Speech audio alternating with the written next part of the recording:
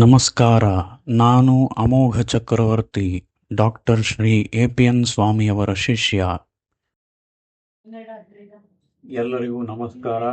ನೋಡ್ತಾ ಇದ್ದ ಹಾಗೆ ಇನ್ನೊಂದು ವಾರಕ್ಕೂ ಒಂದೆರಡು ದಿನಗಳು ಹೆಚ್ಚು ಉಳಿದಿವೆ ಅಷ್ಟೇ. ಧನುರ್ಮಾಸದಲ್ಲಿ ಮುಗಿತಾನೆ ಬಂದ್ಬಿಡ್ತು. ಆ ರೀತಿಯಲ್ಲಿ ಇವತ್ತು ನಾವು ಈ ಕ್ರಮದಲ್ಲಿ ನೋಡುವಂತಹ ಪಾಸುರ 21ನೆಯ ಪಾಸುರ. ಅದು ஏற்ற கலங்கள் எதிர்பொங்கி மீதளிப்ப மாற்றாதே பால் சொரியும் வள்ளல் பெரும் பசுக்கள் ஆற்ற படைத்தான் மகனே அறிவுராய் ஊற்றமுடையாய் பெரியாய் உலகினில் தோற்றமாய் நின்ற சுடரே துயிலழாய் மாற்றார் உனக்கு வலித்தொலைந்துன் வாசற்கண் ஆற்றாது வந்து உன் அடிப்படியுமா போலே போற்றியாம் வந்தோம் புகழ்ந்தேலோர் எப்பாவாய்.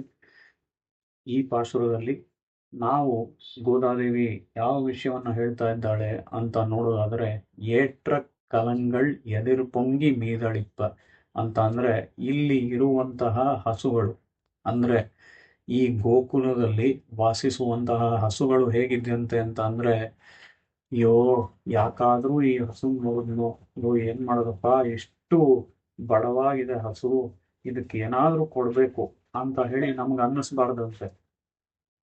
ಆ ರೀತಿ ಇಲ್ಲದೆ ದಷ್ಟಪುಷ್ಟವಾಗಿ ಚೆನ್ನಾಗಿ ಬೆಳೆದಿರುವಂತಹ ಹಸುಗಳೇ ಇಲ್ಲಿರುವಂಥದ್ದು.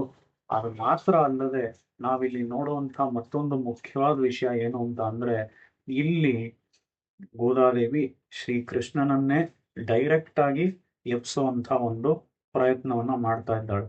ಆ ರೀತಿಯಲ್ಲಿ ಶ್ರೀಕೃಷ್ಣನನ್ನೇ ಎಬ್ಬಿಸುವಂತಹ ಡೈರೆಕ್ಟ್ ಆದ ಪ್ರಯತ್ನವನ್ನ ಮಾಡೋದ್ರಿಂದ ಈ ಪಾಸುರದಲ್ಲಿ ಇಷ್ಟು ದಿನಗಳು ನಾವು ಅಪ್ರೋಚ್ ಅನ್ನ ಮಾಡೋದನ್ನ ನೋಡಿದ್ವಿ. ಆ ಶ್ರೀಕೃಷ್ಣನ ಬಳಿಗೆ ಬರೋದಕ್ ಮುಂಚೆ ಹೇಗೆ ಆಫೀಸ್ ನಲ್ಲಿ ಪ್ರೋಟೋಕಾಲ್ ಜೊತೆಗೆ ನಾವು ಒಬ್ಬೊಬ್ಬರ ನಂತರ ಒಬ್ಬೊಬ್ಬರನ್ನ ಮೀಟ್ ಮಾಡಿ ಕೊನೆಯಲ್ಲಿ ಆ ದೊಡ್ಡ ವ್ಯಕ್ತಿಯನ್ನ ಮೀಟ್ ಮಾಡ್ತೀವೋ, ಆ ರೀತಿಯಲ್ಲಿ 16ನೇ ಪಾಸುರದಿಂದ ಇಲ್ಲಿಯವರೆಗೂ 21ನೆಯ ಪಾಸುರದವರೆಗೂ ಆ ಪ್ರೋಟೋಕಾಲ್ ಮೂಲಕ ಅದನ್ನ ಫಾಲೋ ಮಾಡಿ ಈಗ ಶ್ರೀಕೃಷ್ಣನ ಬಳಿ ಗೋದಾದೇವಿ ಬಂದಿದ್ದಾಳೆ.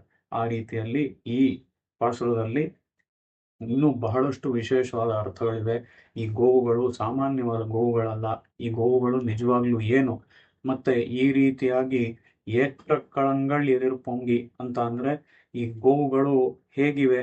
ನಾನೀಗ ದಷ್ಟಪುಷ್ಟವಾಗಿದೆ ಅಂತ ಅಂದೆ, ದಷ್ಟಪುಷ್ಟವಾಗಿರೋದು ಅಂತ ಅಂದ್ರೆ ಏನು, ಇದಕ್ಕೆ ವಿಶೇಷವಾದ ಅರ್ಥಗಳನ್ನೆಲ್ಲ ನೀವು ತಿಳ್ಕೋಬೇಕು ಅಂತ ಇದ್ರೆ ಇವತ್ತು ಸಂಜೆ ಆಂಡಾಳ್ ಮಂದಿರ 6ರಿಂದ 7:30 ಈ ಸಮಯಕ್ಕೆ ಅಲ್ಲಿ ಬಂದ್ರೆ ಅಡಿಯ ಉಪನ್ಯಾಸದಲ್ಲಿ ಇವೆಲ್ಲವನ್ನ ವಿವರವಾಗಿ ತಿಳ್ಕೋಬಹುದು.